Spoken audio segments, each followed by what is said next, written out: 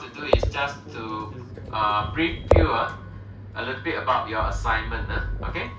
If you notice from our Google Classroom, I already uploaded the assignment documents. Okay? So maybe some of you have seen the content of your assignment. So I'm going to discuss a bit about that assignment in today's lecture. Right? That one we'll do it later. Maybe around, I think 15 minutes enough for me to explain. Okay? So I will explain about the assignment. Okay, at around 5:30 5:30 So please stop me if I cannot finish. Okay, because I want to discuss with you about assignment. Okay, please alert me. Right? Okay, let's continue from where we have stopped. Okay, we've gone through all these things.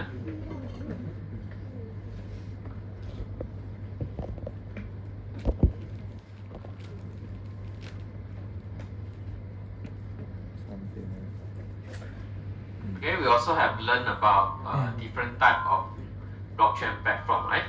Okay, so let's test your memory. What happened today, okay, let's discuss about the types of blockchain. Okay, let's test your memory. Tell me which type of blockchain platform actually is controlled by a single entity. Private, Okay, very good. Okay, if I say this is a public blockchain, what does it mean? Public blockchain. You can join anytime you want, right? You can leave, bye-bye, and so on, every time you want, right? Do we need to have any permission from someone? No need, So this is public. So everyone can join to contribute to the network. Everyone can leave. And also everyone can go and view, okay, the network. Okay. It's not necessary for you to join. Okay. If you want to join, actually you are contributing your resources, hardware, and so on. If you just want to view, you can through a public explorer. Like Bitcoin Explorer, so want to do so, right? You can view. Nobody can stop you from viewing, right? Okay. So these are the characteristics of a public blockchain. And then there is another type of blockchain which is called. What's the name? We talked about private already. We also have mentioned public. What's the one in the middle? Consortium. There is another name for it, right? It's called permission. Permission blockchain also refers to the same thing.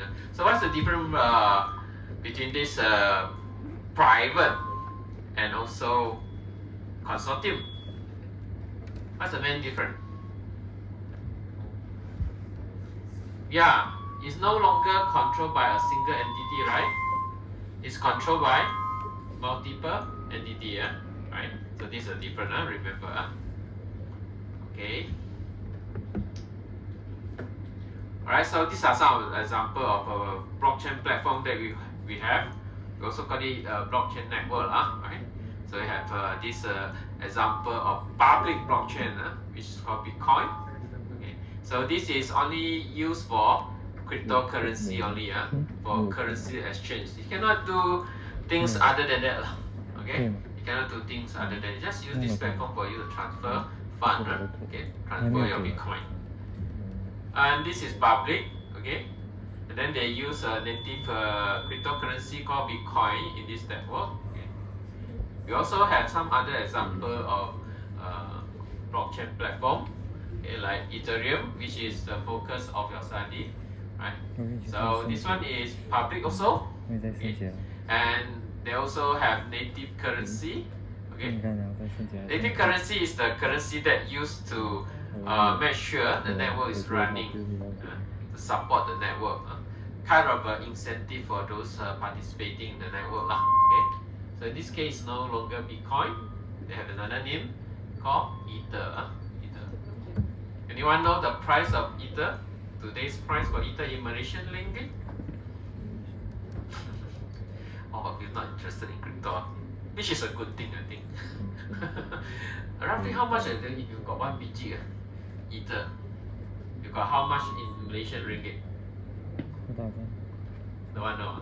USD. Answer is 8,000 something lah. 8,000. You always frustrate. I think still below 9,000. Going to be 9,000 maybe. Satu biji saja. Okay, 9,000. Malaysian ringgit. Okay. Okay, so it can be used for various kinds of application. Yes, this is general purpose Bitcoin platform. Meaning to say, you are not only be able to transfer money, you also can use it to run decentralized application. Like example that we have mentioned earlier on, like voting lah, auction lah, blah blah blah lah. Many different application can be supported by this platform. Because important thing is they support something called smart contract. The design of Ethereum support execution of smart contract. So basically, it makes all this application possible. Okay, you can run on this platform.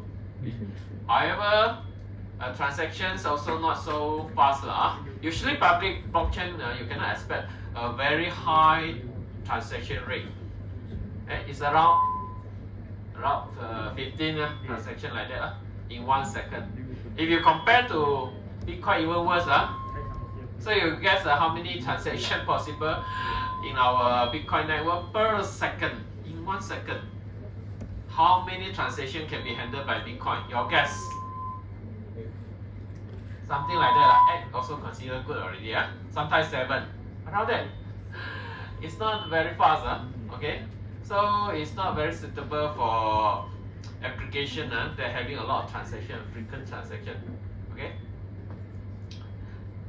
Then apart from these two, we also have something called Hyperledger Fabric. This one we also introduce to you later in one of our chapters. This is a typical example for private blockchain. It can be consortium blockchain also. It can support both. Because not much different between these two, right? Just that one is controlled by a single entity, another one is multiple entity, right? Okay, so you can configure this fabric to become private or this consortium. It's up to you. Okay. Also, it can support smart contract. Nowadays, if your new blockchain platform that you come up with cannot support smart contract, I believe no one will use it. Okay, so all the newcomers, basically they support smart contract.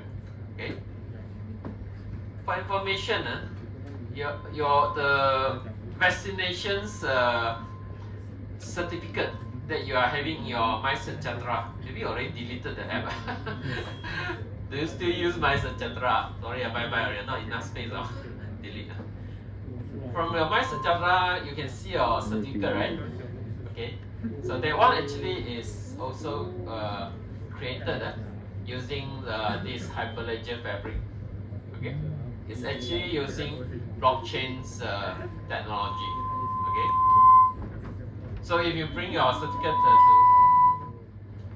very telur today. If I don't use mic, for sure you cannot hear. Okay. Just bear with me for this section. Anyone from this class is something called facility coordinator or what? We have such a person, right? They help lecturer to report to DM and so on. No, not such a person yet. 你就是那个人。 If yes, please help me to report. 就是来 report。 Okay, so come back to here. Okay, this is a private or permission. Permission means consortium, same thing. Okay, you can see for this kind of blockchain, blockchain platform, because it's not public. Okay, usually the number of nodes needed for this kind of platform actually will not be that many, okay, because it's not public. I mean, not everyone can join to the network. You need permission in order for you to join, to contribute to the network. So you get permission. Okay, so those relevant stakeholders only allowed to join in this network. So in view of this, you can imagine if you want to get a consensus, actually it's very fast. Not like the public blockchain like Bitcoin and so on, Ethereum. So wow, how many not in the world, right? So you want to get the consensus very, time consuming, a lot of processes behind. But this kind of private or permission blockchain, no, the consensus protocol usually very simple. Okay, so as a result, you see here, so it's a bit different in terms of transaction rate. Oh, it can go up to 3,500, maybe more than that for some others similar type of network. Okay, so it's very good for those those applications that require such a high transaction rate. Okay, so that's why for business application, I think to use public blockchain is very hard because the transaction rate is too slow. Okay, so we need different type of platform for different type of application. Of course, the first three only those very famous example. We also have other. The list is very long. Okay, the list go on. Okay, it's super long. Okay, but of course newcomers will have some advantages over those existing one, right? Because when you come up with new one, of course you know the problems associated with those old platform, right? Because you come up with new feature, new solution, make it more attractive, right? Like this Cardano lah, Solana, Cardano and so on. Okay, all this also becoming more and more popular. These two or others also trying to replace Ethereum. Okay, not to replace Bitcoin lah. Bitcoin usually less competitor because Bitcoin focus on fund transfer okay. Those newcomers also support smart contract. They're more related to Ethereum, right? So they are the competitor for Ethereum. You know, for Ethereum, initially they use the consensus protocol called proof of work. But now, okay, they don't use that. They already migrated to proof of stake. Okay, for those newcomers, they straight away they use proof of stake because they know the problem associated with proof of proof of work. Okay, so this is the advantages of newcomers.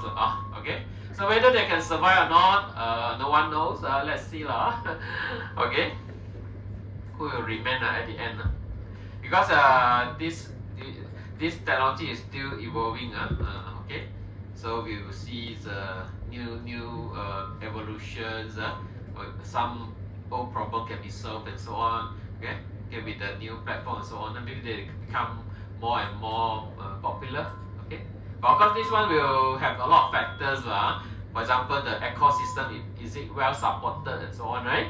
A lot of developers prefer your platform or not, and so on. Okay, so this one's very hard to tell. But you remember when you talk about blockchain platform, there are actually a lot. Okay, now we come to very important questions. Talking about suitability of this technology for your applications. You might want to develop different kind of applications, and through my lecture or through your reading, you know, seems like blockchain technology is a fantastic technology. Can give you decentralization. Oh, you can take away the third party. All right. Oh, it can give you immutability once the transaction is recorded on your ledger. No more you can change it, right? It's always secure. No one can change, right? Okay, things like that. A lot of good attribute for this technology. But ask yourself one question: can all the current application be replaced by this blockchain-based application? You turn it into blockchain-based. Is it possible or not? So next time when you are working as a consultant, need to pandai cakap, right? Okay, consultant talk only. Alright. Maybe a client come to you, right? Hey, I want to use blockchain to solve this problem and so on. I want to use blockchain in this application. So how should you answer? You can say yes. Oh, this is fantastic technology. Yes, no problem. Certainly it can be used for your application. So you shouldn't say that Alright, so you must be able to determine whether I should use blockchain or not. Okay, so the question is, what kind of thing we should consider when you say yes or no, right? It's very important for all of you. After I finish this course, I expect you to be able to tell people when people ask you whether I can use blockchain for this application or not. Okay? Okay, so today you're going to learn how to make a judgment, right? Okay, so here is a very simple guideline. Sorry, maybe the word very small, right? Those love to sit behind, can you see clearly? Yes. Oh, very good. If you're not, please come to the front. Right. Alright, first thing, this is only one of the example on how we do the judgment. You have maybe have other way also. Okay, so just give you a very simple guideline. So first question you ask hey, do I need a database? Yes or no? Okay. If no database needed means no recording needed, right? Correct or not? Okay. No recording needed. Do you know any application that do need any recording one? Give me an example of one application that will not need any recording at all. You just use it. Got lah? Got lah, for sure. Calculator. Any example?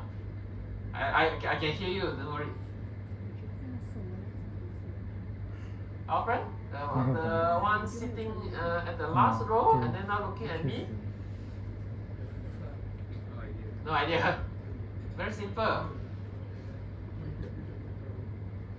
Like a calculator. Do you need to record any result of the calculator? No need. No need, right? Why I need to record the result? Got any calculator application that allows you to store your result? No, right? This is not a very good example. Not big enough, their application. Any big application or system that actually will not need you to record anything. Wow. I also don't know. But if yes, your answer is yes, don't need, then sorry, forget about blockchain. Okay? Then maybe you can consider to ask if this database is needed, okay, recording is needed, but do you does it require shared write access? Need to be shared or not? Or you are the only one they're going to write to the database? You look at the application that you want to build, right? You say, hey, am I the only one only? Nobody's going to access to the same database. If yes, do you need blockchain or not? No need. No one is going to change it, right?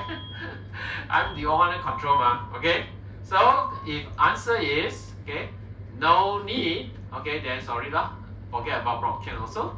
But yes, if you need to the database need to be accessed by multiple party, then you continue to ask, okay, whether the writer, okay, those who need to write to the database, are they known? Are they trusted in a way? Are they trusted? I know them or not? I know that they're going to behave properly and so on. Or those going to write to the database are those people that I don't know. Okay?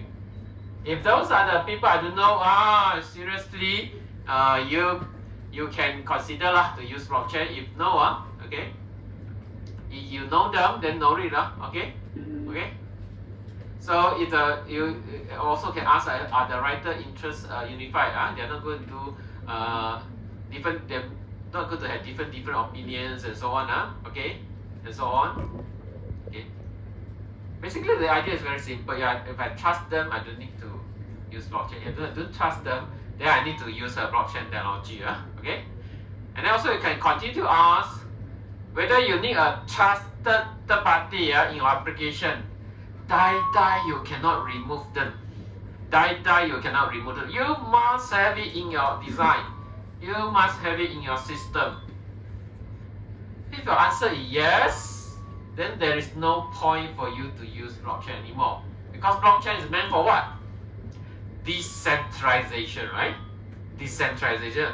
Our objective is to keep them out of our system. But now you must depend on them. There's no way for you to get rid of them. Then sorry, you don't consider blockchain. Use your conventional application. You develop a conventional application. So these are the things that we need to consider. Okay. So if you say yes, then basically after this, the conclusion is to use blockchain already. You can tell your client as a consultant, yes, this one you can use blockchain. But the next question is what type of blockchain should we use, right? So you have to learn about 3 types, right? Public, consortium, private. Okay, you say you can use blockchain, but which one is better, right? Okay, so you can continue to ask yourself some questions. Okay, do you need to control functionality or no need? Do you mean do you need some kind of centralized control there? Okay, if yes, then you better don't consider public. Public is out of your control one. You cannot do. You cannot actually allow someone to join or not. They can join without any permission. They want to join, they join, right? This is what we know just now. Public, right? Okay. So if you want to have some control, better consider this is a consortium. Also another name. I shouldn't use a different name again. Okay, it's called hybrid blockchain. Okay, and also public blockchain. Okay, you can consider these two if you want to have some control. Okay, but if you have more than one party of company, okay, it will be inter-company. In that case, okay, it involves multiple company, so it's no longer private. Okay, so it's a consortium. So better for you to use a consortium. Okay? But if the application is only involving your company, let's say, your institution, let's say, right? Okay, so private can sorry, okay, private blockchain. It's intra-company, inside your company only. Maybe used by your finance department, your engineering department, used by your marketing department, blah blah blah. Okay, but still your company. So it's only a single entity actually controlling the whole network. So you consider private. Then you can enjoy those benefits like this high transaction throughput and so on, those things. And free, yes. Most of the time you don't need to pay any money. Okay. Okay, coming to here. When you say you don't need to control it, also another way you cannot control, then public okay, use public. Okay. So if you want to make your transaction private, you need to go for these two. But your transaction can be public, no confidentiality, things like that. Good for you to use public. Okay. So with this kind of criteria checking, they can determine okay, whether first, should blockchain be used or not? Second, which type of blockchain should be used? In the case, blockchain can be used. Okay, this give you some guideline. If you don't have this guideline, then you don't know how to tell your client. Of course, this is not all. Actually, you also need to think about the transaction rate. It's not inside here in this example. Actually, transaction rate is also very important. Okay, if your application is going to involve high transaction rate, a lot of transactions will happen, right? Quickly and so on. Also, you cannot consider blockchain, okay? Unless you consider the private one, okay? This is another way, I don't want to talk about this one. It's from another company. Okay. There are ways for them to determine. Okay, next. This is a very interesting part. Talking about, I think today I will spend most of the time talking about this to let you know about the applications of blockchain. Okay, so this is not the latest figure, right? But however, I give you a rough idea, okay, on what kind of application actually using blockchain technology at the moment. Okay, so you can see from here. Most of the application using blockchain related to financial services, because cryptocurrency, right?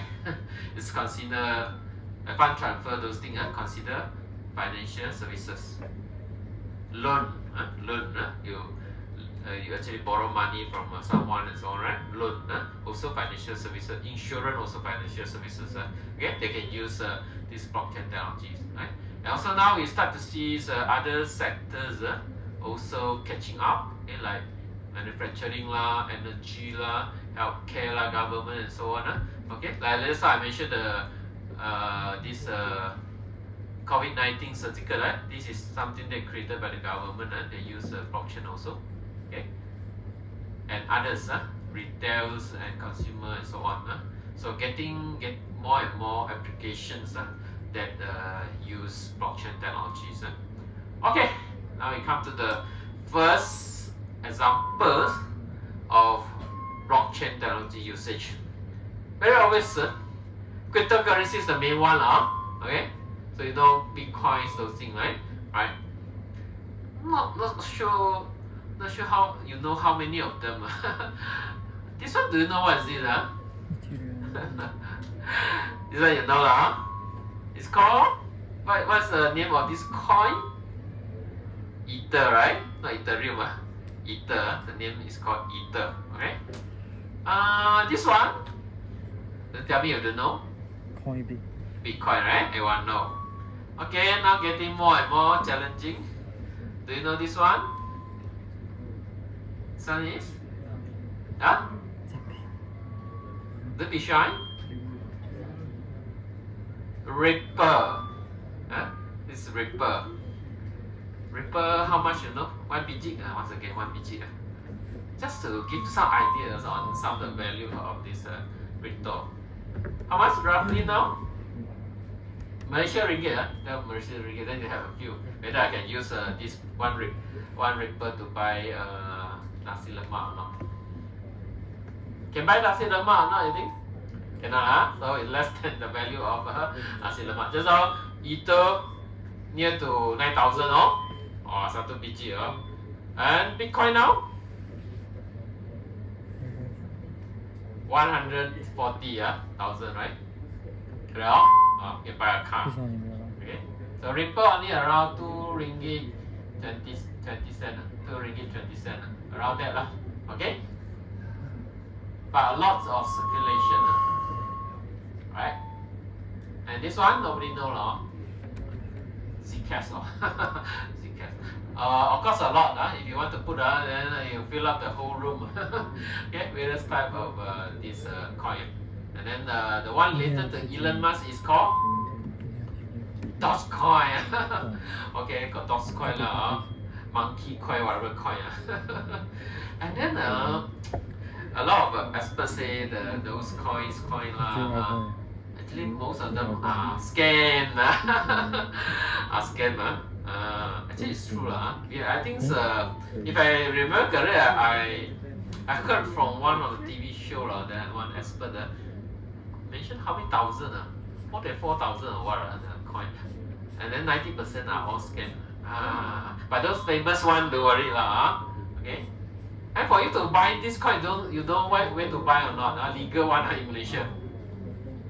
There are some limited exchange in Malaysia. It's legal one if you want to buy. Okay, I don't want to name anyone. Any one of them. You can search on your own. Okay, so don't buy from other exchange. My advice is okay. If something happen, no one gonna save you. So better buy from those authorized exchange. Alright, so apart from this crypto that we know, actually potentially, I'm not so sure whether any country already implement their central bank backed currency. Central bank backed currency. Okay, digital currency. Central bank digital currency lah. Central bank digital currency. Okay, using blockchain technology. Okay, because a lot of country actually they are thinking of using this technology to implement this CBDC. You know what's a CBDC? Have you heard about CBDC before? No. Just like money. This is digital version of your money. Okay, but it's backed by your central bank. Okay, so it's very secure. Okay, you follow the value of your fiat money, Malaysia ringgit, and so on. China already have it. Okay, they already have this central bank digital currency. Okay, how they use it, I don't know. No. Okay, basically just using on mobile phone, but I don't think they use blockchain for China one. It's called digital yuan, right? Digital yuan. It's not actually using blockchain technology. This is what they claim, maybe some concept is used or not, I don't know. Alright. Some country different. They want to base on blockchain technology, based on certain existing cryptocurrency and so on to build their central bank digital currency. This will be the future trend. Malaysia, I don't know when. Okay, China already started. Some country also already started. Okay. Of course, even though China say they are not using blockchain for this, they are digital yuan. But imagine when in the future they want to extend the usage of these digital yuan to overseas, right? So that they can use it in Singapore, in Malaysia, in China, in Japan or US and so on, right? Then seriously, they might need to think how to integrate with blockchain technology, because blockchain technology has been there for a long time, and it seems like it worked well for cross-border fund transfer. Okay, so maybe they still will actually adopt blockchain technology for that overseas payment purposes. But internally, we don't know, because without internet connection, right, the phone still can be used to pay digital yuan, no? They don't need any internet connection. Okay, I don't know how they make it. At the end, they will sync back and so on. Okay. Alright, so this is also a big area where this blockchain can play a very big role from those cryptocurrency that we see today. Alright, so this is the first application that everyone can think of. So what will be the next one? DeFi. DeFi is what? Decentralized finance. Okay, we are all IT students. We are not so familiar with finance. Okay, be frankly, I'll be frank. I'm not very familiar with how this finance works. Okay, but basically, decentralized finance means you bring all those traditional financial services online. Okay, we want to take away the third party, decentralization. Okay, we want to have decentralization, call it decentralized finance. For example, if I want to borrow money, usually what you do? Go to the bank, right? You cannot borrow money without the help of the bank. Okay, so you want to. They also will charge you commission, I believe, right? Okay, for getting loan and so on, a side agreement, whatever. Okay, and then also one thing. Can you actually go to the bank? Let's say you just want to borrow 50 ringgit. Would you go to the bank? 50 ringgit, Malaysian ringgit. You want to borrow? Possible or not for you to borrow 50 ringgit from, let's say, Bank, CIMB Bank, Public Bank? Can you go to the counter and say, today what I want to do is I want to borrow 50 ringgit. Would they entertain you? Most likely, no, right? This kind of small amount of borrowing, okay, not possible. Okay, so with this decent finance, all these things can happen. Okay, it's possible. Okay, so if you want to borrow a small amount of money, okay, this one can, as long as you have the supply, okay.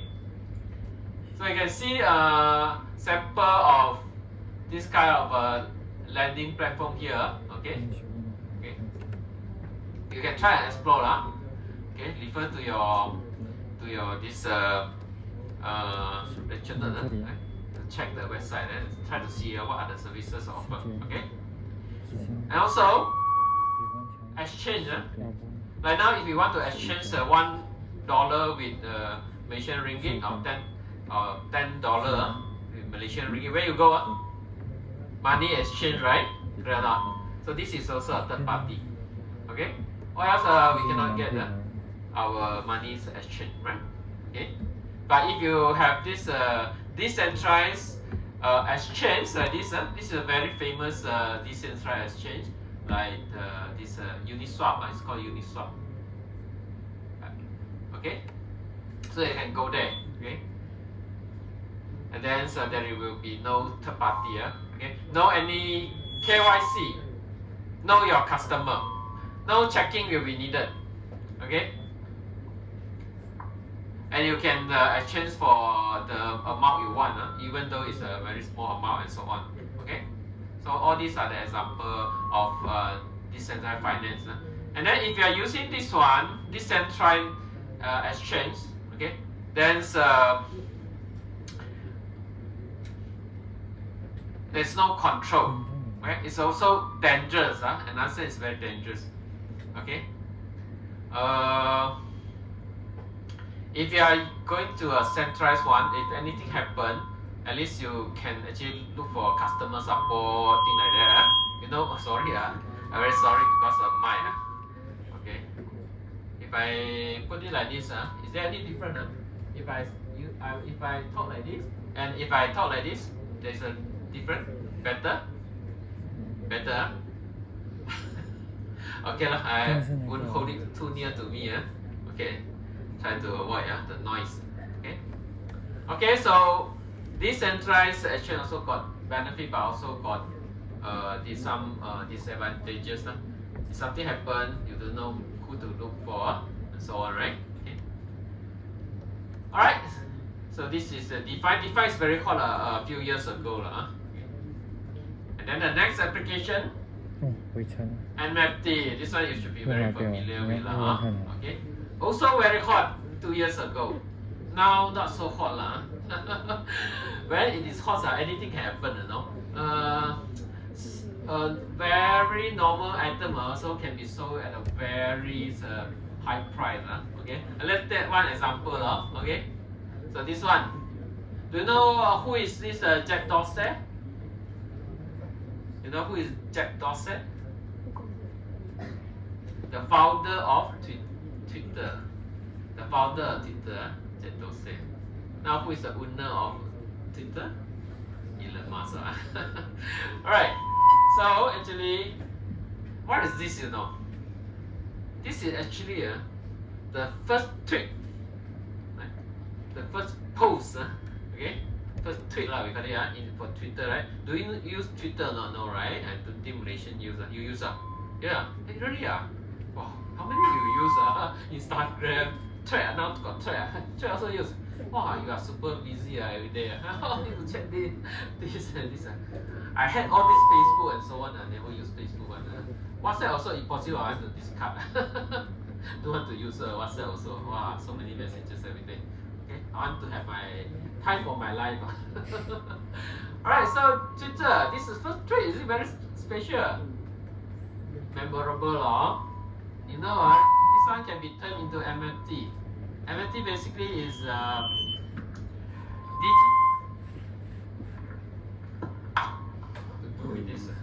So I think it's stand behind. Okay.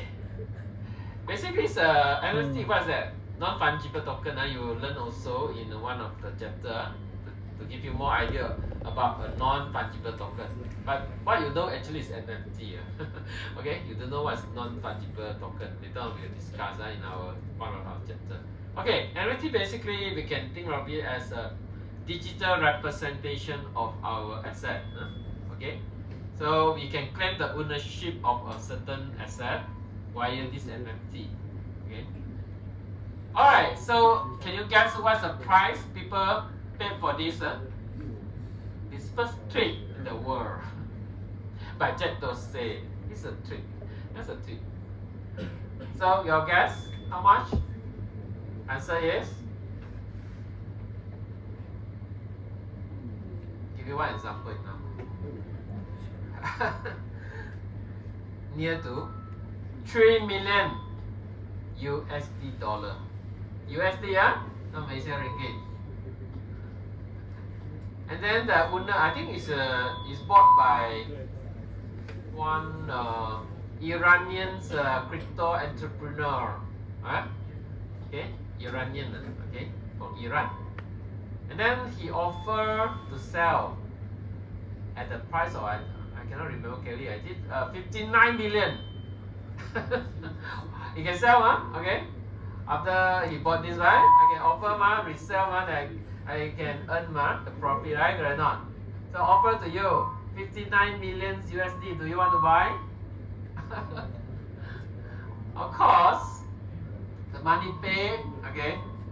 Yeah, it's paid, maybe paid to his own account or what, I don't know. Okay? And he offered to sell, okay? And you also can offer. You can go to a famous NFT site, it's called OpenSea. How many of you know of OpenSea? Some of you know OpenSea. You can go to that website and you can check what's the latest price for this one. I think there are offers from a few buyers also. Okay, they're just willing to buy. If you say you want to sell for 59 million USD, nobody going to buy, right? So some offer want to buy. They offer Malaysian ringgit, then you can understand. Some offer this is 200 something, 200 something ringgit, and then some offer about 6 ringgit for this one. Okay, how many of you love to own this one, and what's your offer price? First three, okay. So a lot of this kind of case, actually nobody actually will going to buy basically, I think, okay. This was very popular 2 years ago. Okay, next application, GameFi, okay. So anyone can tell me the name of this game? Maybe some of you are gamers. This is called? What's the name? Infinity, AC Infinity, AC Infinity. So this is also blockchain based. You play the game, then maybe you get certain tokens and so on, right? Okay. I'm not a gamer, I'm not familiar with this. But during MCO time, during COVID-19, movement control period, okay, a lot of people cannot go out and work, especially gamers from Philippines. They make a lot of money from this game, no? Okay? You got MCO, right? Cannot go out, no income. So they play this game, okay? Then they manage to earn a lot of money for their living. So this is also something called play to earn. A good example of play to earn. Whether now still can earn money or not, I don't know. Okay? So this is also an area, GameFi, also an area where blockchain can be used. Okay? Basically to create items inside of game, okay? Become a token, okay? Okay, next. This is also another application. Now you start to see actually blockchain not only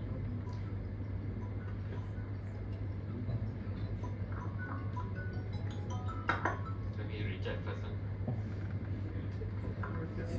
Not sure we'll call again. Okay. Decentralized autonomous organizations. This one also can. Okay. This is a typical traditional organization. It's a top-down one. Okay. In a company, a lot of staff. Some are executive, some are non-executive, some are managers, some are directors, and so on, right? So this kind of top-down structure. Okay. So here, normally whatever you think, the things you do in terms of business operation or the organization operation, you need to get approval from your management, right? Okay, you need to go through some process to get approval and so on. Okay. Decisions always depends on those on top just like 大原地 What's our direction for the next 10 years? Who decide? President and so on, right? Okay. So this is a very typical kind of organization that we have today. Okay, you have CEO on top. So this one might not be efficient. When you want to do something, you need to refer to someone, wait. Sometimes you need to wait for approval, right? Okay. If you have organized any events for 大原地, you know Oh, need to write proposal. And then send, and then need to wait. Okay, you cannot make the decisions and so on. Sometimes they don't approve also, you don't know why. Correct, okay. So sometimes not transparent, a lot of problem. Also, we might face a bureaucracy, okay. Some misusing their power, their position, and so on. Anything can happen. So this is not a very efficient kind of organization, right? So some people, they are thinking of changing this traditional organization structure to something called decentralized autonomous organizations. We will turn whatever our workflows, the decision-making procedures and so on, okay, into a smart contract. Okay, we'll study how it works and so on. Then we'll turn it into program code. Okay, when something happens, that will be your input, right? Input to your program. Okay, so what you need to do next depend on your business logic, your rules, procedure, and so on. Right? You codify them, turn it into code. When you really need to execute something, make decisions, whatever you will follow, whatever you have code, the smart contract. So you follow what you code exactly. You don't have to wait. You wait for approval and so on. Okay, you wait for approval and so on. So you can, the things that you want to do can be executed. Okay, so it's more efficient. Okay, you won't face those problems like misuse of power, then the time needed for you to wait for approval. You only depend on the decision of a single person in your organization and so on. By right, so the decisions should come from whatever we all have agreed for this organization, right? Okay, so people having this idea to actually very simple. They want to make the organization better. Okay, don't want those problems associated with traditional organization. So we make use of smart contracts and so on. Okay, but smart contract of course also part of blockchain technology Okay, so this is idea Okay, so you can use blockchain also for this DAO, decentralized autonomous organization. Okay, so moving forward. Okay, so not only that. Okay, the story continues. Remember, stop me by 5:30 for me to go through the assignment with you. Now, what is the time? 5:30 already? Yeah, 5:30. 30 minutes more. Okay, finish on.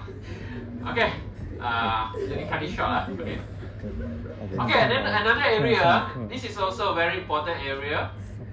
Is also a main application of blockchain, supply chain. Supply chain. Do you know what's a supply chain or not? We are not business students. We are not business. Or not finance, not business. Okay. Supply chain, in a typical supply chain, there are a lot of stakeholders. Okay. Let's say we talk about a product. Okay. The supply chain of product. We always start with what? Who is the first stakeholder you think? If you, let's say iPhone, okay, supply chain of iPhone. So what's the first thing? Buyer. Any raw material, because you need to manufacture iPhone, you need material, right? You need to have a raw material supplier. So your iPhone is so complicated. How many components inside? I don't know how many. 1 million. Not 1 million components. Maybe at least how many thousand okay, of component. You need to have the LCD, OLED. You need to have the camera. Inside the camera, you have something called what sensor? CMOS sensor, whatever sensor okay, for your camera module. For lens, got lens some more, right? Sensor is sensor. In your camera module, you got lenses also, right? From Leica, whatever. It's so complicated. So we have a supplier, raw material supplier. Then later on, we have what? We have the manufacturer, maybe okay, manufacturer to manufacture the product. After you have manufactured product, then you need to send to your distributor, right? Okay, Then after going to the distributor, you go to the retailer, right? That's why I see a lot of this Apple little store, okay, flagship store lah, whatever lah, okay. And then finally go to this consumer and so on. In between maybe got other thing lah. Okay, this is a supply chain for a product lah. Let's say a supply chain for your vegetable. So what will be the starting of your supply chain? Farmer, right? Okay, you need someone to grow your lettuce lah, your cucumber lah, okay, or whatever. Okay, so after that, it will be harvested, processed, right? Maybe there's I don't know, maybe a small cannot say factory or okay, maybe a place for them to process to make your vegetable clean, do some packaging and so on, right? And then if you use a transporter to send the vegetable to maybe the distributor, and then go to supermarket then go to you, right? Okay, this kind of supply chain, right? Alright, so let's say this kind of okay, let's take this example. Okay, this is quite long, the supply chain. Your assignments, one of the assignments that I give you will related to supply chain, but it's very short one, short supply chain. This is considered a bit longer. Actually, there will be a lot of other supply chain which are more, longer, Okay, this is considered short already. Right. So this is an example of food chain. So we will have food producer, After that, okay, it will send to somewhere for processing. So you need to have transporter, right? And then go to this processor, and then once again we use the transporter to bring your product, your good to this distributor, and then to retailer, and finally to the customer, right? Okay, so traditionally, all the information related to each of the stakeholders is supply chains are recorded in individual system. And as a producer, I use my system to record whatever event okay, related to my production and so on, okay. But if we can use a centralized one, everyone writing to a similar place like blockchain, okay, so you can expect what kind of benefit. If you are all writing to the same place, you have all the record there. Basically, we can retrieve information, or we can do a very fast tracking. Clear now? Okay, I don't need to actually check the information by calling you or email you and so on. Give me information about this vegetable or whatever that harvested on this day that day and so on, right? Okay, so I can check on a common ledger. I can retrieve information immediately. So this is one of the good thing about using blockchain in this kind of supply chain. Other than that, of course this is not the only benefit. Other than that, what we can get? Transparency. Transparency. Because if you are using this blockchain, okay, we need to say you use a public one or private one, doesn't matter. Even though let's say all these stakeholders, they decided to use a consortium blockchain. It doesn't matter because I will be given the right to view, right? Okay, I will be given the right to view. Of course, you may not be interested to view, right? The transaction happening among all these stakeholders. But for stakeholder, they feel all the transactions are transparent. Okay, because I can view, no one can hide anything for me. Okay, I'm part of the supply chain. I have the right to know what happened. If you are using your own system and so on, for example, this processor use their system not open to others, and then they key in their information, they can view only, you cannot view. It's not transparent to you. For example, you are the retailer, you cannot see what happened there, right? So if you are using blockchain, no matter it's a public one or a private cannot because have multiple entity, right? So it should be consortium, consultant blockchain. I will be this authorized to view. Then we can have transparency for everyone. So this is the beauty of using blockchain in supply chain. And then of course secure. Nobody will be able to change anything after it has been recorded. So these are all the good attributes that we can have from blockchain and apply it to our supply chain, right? Okay. And also with the smart contract, just how we just talk about writing data record there and then you can view and so on. Actually, you can make things more flexible because smart contract basically is whatever thing you want to do, you can codify them, turn them into code, right? Let's take one simple example.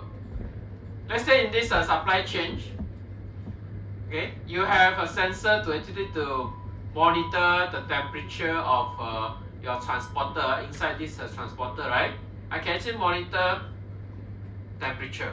Okay, let's say one day one of the transporter is having problem with the truck, okay, truck and so on, and then the temperature inside is very hot, 40 degree, 50 degree, because the aircon maybe got problem. Of course, this will affect your vegetable, correct or not? So what? But you will send it to your retailer, okay? So what will happen after you receive all this maybe vegetable impact condition, not so fresh anymore, right? Can you sell or not? For sure you will looky long, okay? So if I can create a smart contract to spell out clearly the these penalties and so on, if you don't carry my vegetable properly, just now very hot inside the truck, all the vegetable no more fresh, okay? So you can penalize, okay? So you have this blockchain use, you write this smart contract, then whenever this kind of thing happen, it will be executed according to your clauses the condition that you set, right? The penalty that you want, right? For example, to deduct money from the transporter and so on, right? Automatically, with the help of IoT, with the help of smart contract, you can actually automate all these things. Get the money straight away. You don't need to talk to find out why and so on, okay? According to the condition that we agree inside a smart contract. So you can automate all these things. So you can see there's a vast potential of using blockchain in supply chain. In fact, people are already using. Okay, not only for supply chain, also it can be also applied to logistic industry. Those transporters and so on, right? Those ship and so on, right? Okay, when you ship your good to overseas and so on, right? Logistic also you can use blockchain to keep track and so on. Okay. This is an example, okay, of the usage of blockchain because Walmart having a very good this tracking system for their supply chain. Walmart, do you know Walmart? No? Tesco, you know? Giant, you know, right? Eon, you know? Similar hypermarket. Walmart's hypermarket. In China last time got a lot but now cannot compete. Okay, so you can maybe I don't know, maybe most of the Walmart hypermarket in US now okay, but they're not entering Malaysia. Okay, entering Malaysia also cannot survive, I believe. Okay, so this is an article talking about how Walmart actually managed to actually stop the spread of E. coli. E. coli is a disease caused by this vegetable. Okay, so someone bought the vegetable and cook and then eat, and then become sick and so on, right? Okay, so here, of course, as a seller, maybe that guy bought the vegetable from Walmart, right? Okay, so Walmart need to find out, right, what's the root cause and so on. Okay, what's the root cause? Where is the root cause coming from? Okay, so with this blockchain-based supply chain tracking system, okay, actually within a few seconds, they can pinpoint where is the root of the problem. You see why it's so fast? Normally you will imagine if you want to, let's say you are working in Walmart, you want to, wow, now emergency, wow, got this case happen, and you want to find out why, right? So normally what would you do, normally find your supplier and so on, who send it to you and so on, right? Okay, correct now, okay? And then they need to check their system, right? And so on, right? So it takes time, you need to call, email maybe slow, cannot, I must call immediately, right? You call, need to tell a lot of things, right? What happened, what information you want to know, blah, blah, blah, blah, blah. 我们吃完了还进来。 You always take time, right? But if you have this kind of common blockchain-based supply chain tracking system or management system, you just key in whatever thing you want to know, I want to retrieve from the system. Because everything's already available, right? As I mentioned, all the stakeholders are storing information into the same system, which is blockchain-based one. Everyone have the access and so on. So you can with some specific input, then you can find out already whatever information you want. Okay? So that will be very efficient.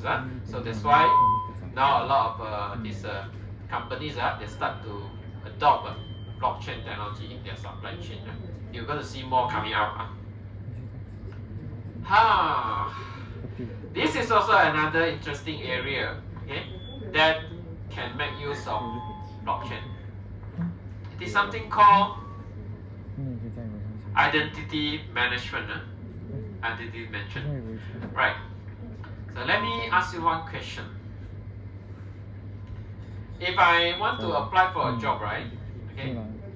Usually I need to send my application to the company. They will always want to see our certificate, right? To show that you have graduated from TAR UMT. You are specialized in software engineering. Okay? Your CGPA is 3.0. Things like that, right? Okay. Okay, so when the company receives your certificate, can I trust your certificate? Can I trust or not? Can Usually how you present your certificate to the company? Photocopy, scan, turn into PDF, send it by email. Correct? This is you upload to their system now, right? So from company perspective, if you are going to check, so how you check whether it's true or not? You claim, just like I say 3.0, no, let's say this guy claimed 4.0. Can I trust or not? Do you trust? Don't trust. It's not 4.0 now, very common. Okay, you cannot trust. If you don't trust, then how do you? What additional thing you will do? Check, right? You need to check, right?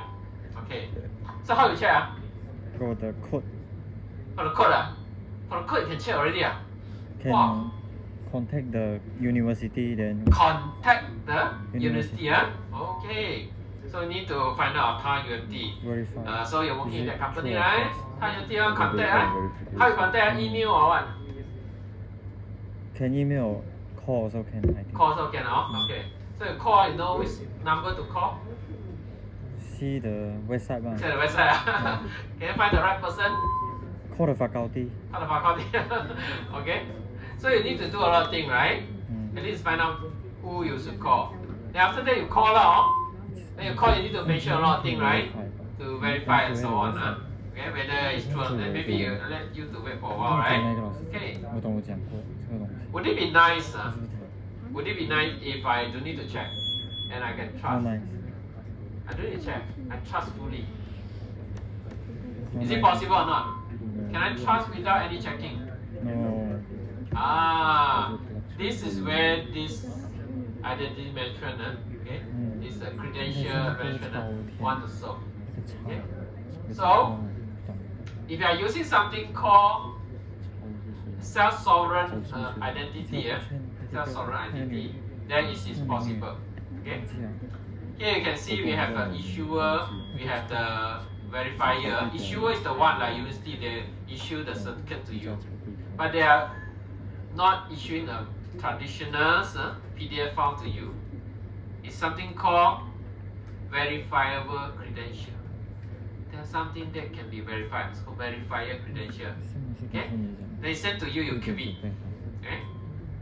And then when you want to apply for a job and so on to a company, okay, Then you just prepare whatever information wanted by the company. Okay, you just pick up from the information in your credential, and then you send it over as a proof. And then with this special type of proof, company can trust you. They don't need to call, like what you mentioned. They sit very happy, and I trust 100%. Why? Because the technologies allowed you to check again the record, some evidence, some proof, okay, something will be recorded in a public blockchain.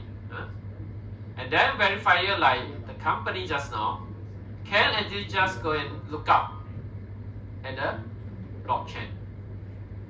And then it can verify whether this is fact one or valid one.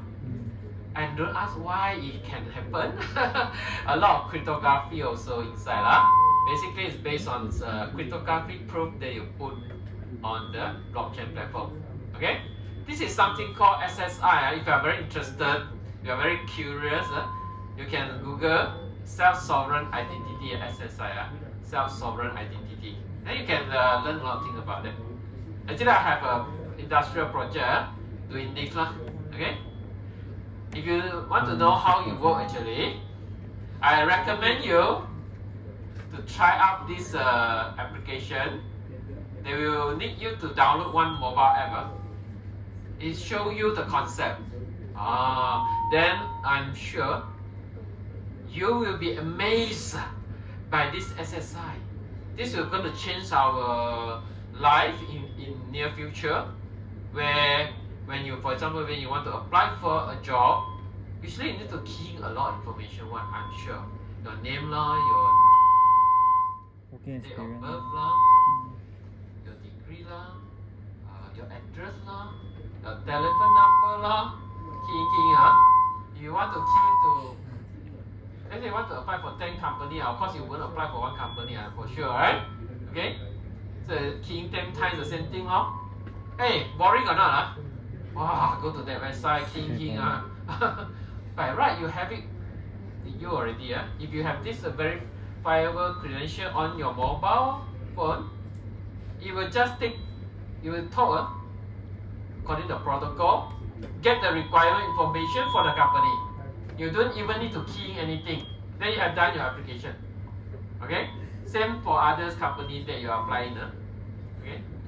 Just let your mobile wallet containing your credential to talk, to make connection to the company website, and then let them talk to each other, provide the right information to them, and then there also we have a way that, like I mentioned, they can get the cryptographical proof from the blockchain, and then they are, okay, good, verified. They trust also. Okay? Would that be nice? We save a lot of problem, Okay, so this is also one of the use case of blockchain where I believe most of you don't know.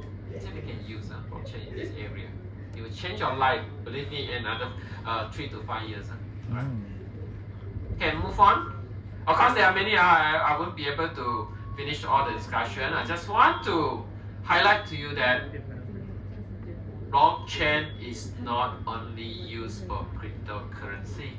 Now you start to see there are various possible areas or application that we can apply this technology to. Okay? Like the one that I have mentioned here. Maybe I take one more. This is quite interesting also. It's talking about tokenization of assets. Okay. Let's say, let me show you a photo, and at the same time I try to check the time.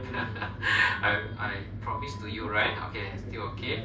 So maybe I show you the very nice asset. 然后一个礼拜上2个礼拜上一个才干，课程上。 Assets can be anything, Let's say I love this. 14个微 L，35月份。 Ah, this one is nice. 讲过没有？比娃娃你还会讲。 Okay, let's say this bungalow. 嗯。 Okay. Let's say this is a bungalow. And then if I tell you that this bungalow here in this location near to the city center with the golf with the golf club there, and then beside is the shopping mall. Wow, it's a super nice location. Okay, and I tell you, I heard from many sources saying that after 5 years, right, the price will double. The price will guaranteed to double. And the selling price, someone to sell, the selling price is 4 million. Maybe 5 million also cannot buy off. Cannot lah. 5 millions lah. Let's say 5 millions Malaysian ringgit lah. Okay, hey friend, 5 years later, increase 100%, no? So what's the new price? 5 million become 10 millions. Wow, 5 years you can earn 5 millions. Correct? After 5 years, it become 10 million. So the profit will be 5 millions for you. You know how hard it is for you to earn 5 million. Would you believe in your whole life you can earn 5 million? Not possible. 1 million also susah. Okay? But now you are a student. Maybe you have some money lah. Okay, would you love to buy? Would you love to make investment by purchasing this house, this bungalow? How many of you want to buy to get 5 million in return after 5 years? Guarantee one. No one want lah. But can you afford or not? Cannot, right? Okay, so come the idea. How actually I can make A1 more accessible to this asset. And then you can buy. Any idea? So the idea here is very simple. Do a tokenization of assets. So this one I break it down into smaller pieces. But of course not physically go and segment it into smaller pieces lah. Okay. I want to tokenize this bungalow. So I have many tokens that going to represent this bungalow. Okay, so that I can sell it all the token. Maybe I can come up with 1,000 token.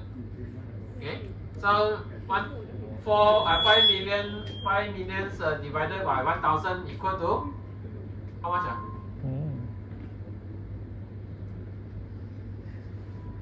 Mathematics. I divide into 1,000 pieces.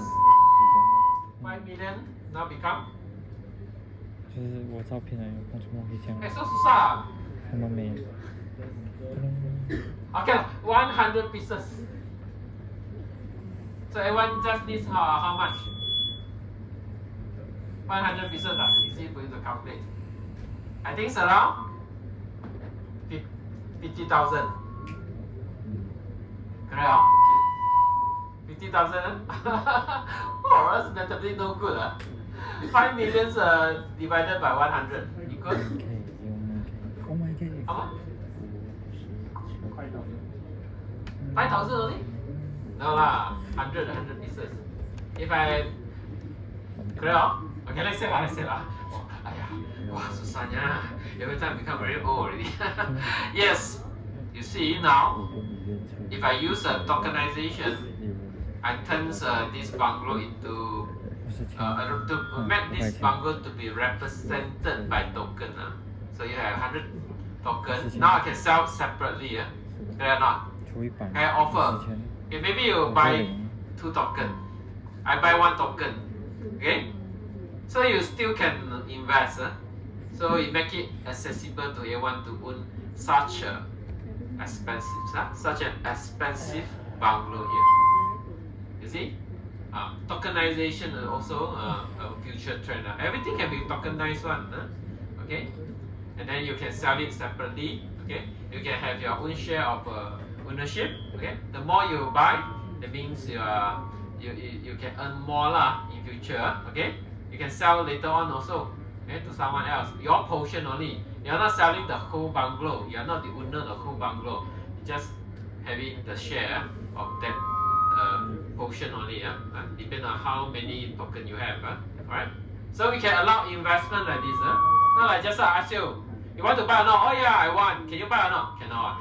Then no sorry already, right? If I do tokenization, now you can see everyone can invest, even you are student, right? As long as you have some money, you can invest, and then you will get 100% return, right?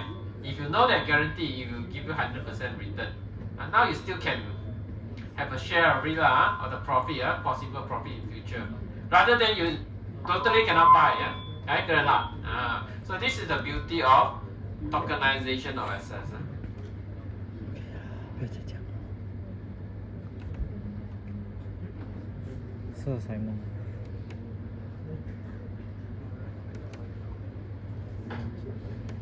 Okay, of course it can be used for other purposes like medical data sharing, okay, and so on, which is very hard nowadays for a hospital or a clinic to share with others and so on. It's also possible if the medical data is recorded on blockchain. Right? Okay, and many others possible application of blockchain. Okay. Maybe you are creative enough, feel free to propose how to use blockchain and so on. Okay, so the key takeaway basically these are the things that we have discussed so far. So you must know what's a blockchain, how it works, the basic concept of blockchain, okay, and then type of blockchain, try to differentiate them now, and then also must be able to tell when you can use blockchain and when you shouldn't use blockchain, also important. And then also you must know the potential usage of blockchain that we have discussed just now. Okay, so basically that will be the key takeaway for today. Okay. Okay, now let me any question before I give you your pin code for today. Any question for anyone so far? So far so good, everyone. Okay, so I give you your pin code. Later we'll go for your assignments. Right?